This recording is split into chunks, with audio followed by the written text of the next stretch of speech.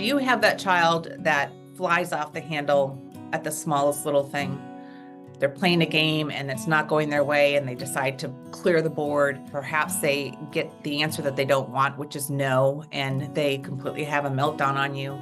Children that have this type of emotional reaction is a child who struggles with controlling their emotion, regulating their emotion. And you might think that perhaps that's just the way they are. They're just an emotional child.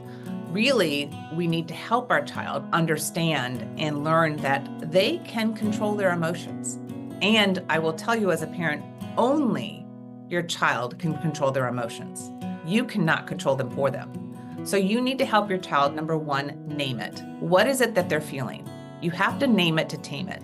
So when they start to react or they do have that emotional outburst, help them understand, are they feeling frustration, disappointment? What is it that they're feeling, and give that a name for them.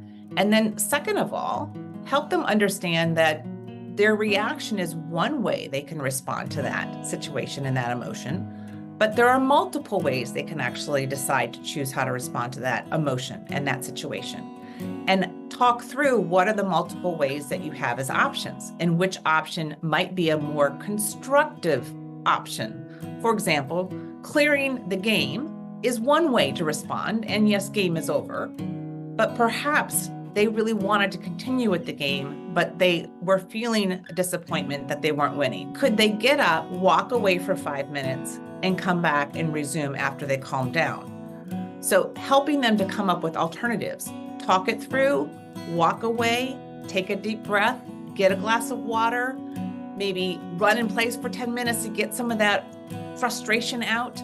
Those are all much more constructive ways to respond to that knee-jerk reaction that they may have in the moment. And one of the things you might really help your child with is these teaching moments. Number one, you can't do it in the moment. It has to be done after the fact, because in the moment, if I tell you to calm down, you're not going to calm down. If I tell you to don't worry about it, let it go, you're not going to be able to just not worry about it and let it go. It has to be done after the moment. But the key thing here is your child learns from you. I'm going to say that again. Your child learns from you.